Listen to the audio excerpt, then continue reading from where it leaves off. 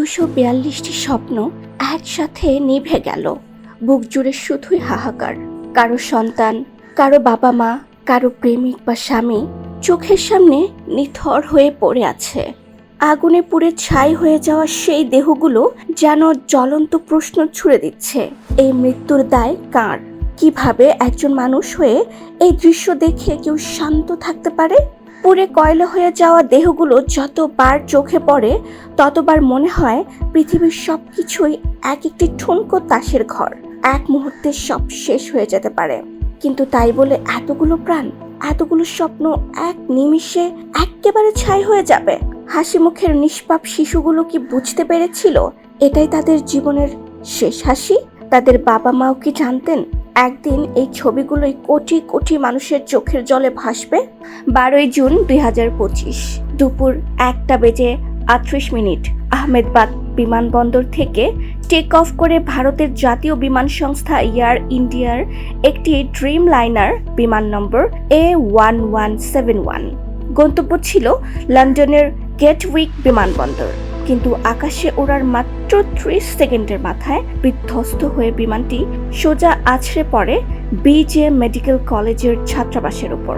বিমানটিতে মোট 242 জন ছিলেন, এর মধ্যে 12 জন ক্রু ও 230 জন যাত্রী। মুহূর্তের মধ্যে ঘটে যায় ইতিহাসের এক অন্যতম মর্মান্তিক বিমান দুর্ঘটনা। আগুনে পুড়ে ছাই হয়ে যায় সবাই, আর সেই সঙ্গে পৃথিবীর বুক থেকে হারিয়ে যায় 241টি প্রাণ। এই ঘটনার পর শুধুমাত্র একজন মানুষ জীবিত উদ্ধার হন, 40 বছর বয়সী ভারতীয় ব্রিটিশ নাগরিক বিশ্বাস কুমার রমেশ। তিনি জানালার পাশের 11A সিটে ছিলেন এবং অলৌকিকভাবে বেঁচে যান।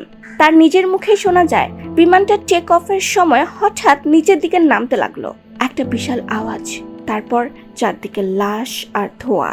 আমি শুধু জানালার দিক দিয়ে ঝাঁপ দিলাম, তারপর আর কিচ্ছু মনে নেই। এই দুর্ঘটনার সময় বিমানের নিচের অংশে থাকা ফ্ল্যাপ এবং ল্যান্ডিং গিয়ার অবৈধভাবে অ্যাক্টিভ ছিল, যেটা কোনোভাবেই স্বাভাবিক নয়। পাইলট ক্যাপ্টেন সুমিত শেষ মুহূর্তে এটিসিকে মেইডে কল করেছিল, যা ইমার্জেন্সি ল্যান্ডিংয়ের একমাত্র সুযোগ ছিল, কিন্তু এরপরেই যোগাযোগ বিচ্ছিন্ন হয়ে যায়। তদন্তে নেমেছে ভারতীয় AAIB, যুক্তরাষ্ট্রের NTSB এবং ব্রিটেনের AAJB। উদ্ধার করা হয়েছে ব্ল্যাক বক্স, চলছে বিশ্লেষণ।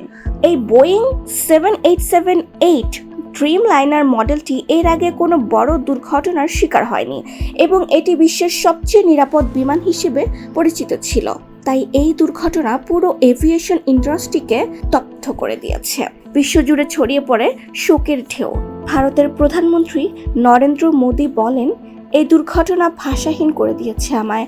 যুক্তরাজ্যের রাজা চার্লস ও প্রধানমন্ত্রী কিয়ার স্টারমার, কানাডার প্রধানমন্ত্রী, পাকিস্তানের প্রধানমন্ত্রী, এমনকি বাংলাদেশের পক্ষ থেকেও রাষ্ট্রপতি ও প্রধানমন্ত্রী সমবেদনা জানান। এই বিমানে সাধারণ মানুষের পাশাপাশি ছিলেন ভারতীয় রাজনীতিবিদ, গুজরাটের প্রাক্তন মুখ্যমন্ত্রী বিজয় রূপানী এবং কয়েকজন আন্তর্জাতিক প্রযুক্তি কোম্পানির CEO। তারা সবাই প্রাণ হারিয়েছেন এই দুর্ঘটনায়। এই যাত্রীদের কেউ যাচ্ছিলেন লন্ডনে পড়াশোনা করতে, কেউ যাচ্ছিলেন বহু বছর পর প্রিয়জনকে দেখতে, কিন্তু কয়েক সেকেন্ডের মধ্যেই সব শেষ। স্বপ্ন, আশা, ভালোবাসা সবকিছু পুড়ে ছাই হয়ে গেছে। একজন বাবা তার ছেলেকে লন্ডনে পৌঁছে দিতে গিয়ে নিজেও পুড়ে মারা যান। একজন মা তার মেয়ের বিয়েতে যোগ দিতে যাচ্ছিলেন, কিন্তু মেয়ে এখন চোখের সামনে শুধু ছাই দেখছে। একজন নবদম্পতি হানিমুনে যাচ্ছিলেন, তাদের ভালোবাসার প্রথম সফরই হয়ে গেল শেষ সফর। এই দুর্ঘটনা শুধু একটি বিমান দুর্ঘটনা নয়, এটি 242টি ভিন্ন ভিন্ন জীবনের গল্প একসাথে থেমে যাওয়ার দিন। যাদের কেউ ছিল পরিবারের একমাত্র উপার্জনক্ষম, কেউ ছিল সদ্য বাবা হওয়া একজন তরুণ, কেউ আবার মাত্রই জীবনের নতুন অধ্যায় শুরু করতে যাচ্ছিলেন। আজ তাদের আর কেউ বেঁচে নেই। পরিবারের শুধু চার দেয়ালে ফিরে এসেছে নীরবতা, শূন্যতা আর অসীম হাহাকার। আহমেদাবাদের সেই আকাশ এখনো ধোঁয়ায় ভরা, আর আমাদের হৃদয় আজও ভারে নুয়ে পড়েছে। এখন প্রশ্ন হচ্ছে, যদি ফ্ল্যাপ বা গিয়ার ত্রুটির কারণে এমন দুর্ঘটনা হয়, তাহলে নিয়ন্ত্রক সংস্থাগুলো কি করছিল? তদন্ত চলুক, আমরা চেয়েই যাব যাতে এইরকম দুর্ঘটনা আর না ঘটে। কিন্তু ক্ষতিগ্রস্ত পরিবারগুলো কিভাবে বাঁচবে এই শূন্যতা নিয়ে? আমাদের সবার উচিত তাদের পাশে দাঁড়ানো, তাদের জন্য অর্থ সাহায্য পাঠানো এবং বিশ্বব্যাপী এভিয়েশন নিরাপত্তা নিয়ে সচেতনতা ছড়ানো।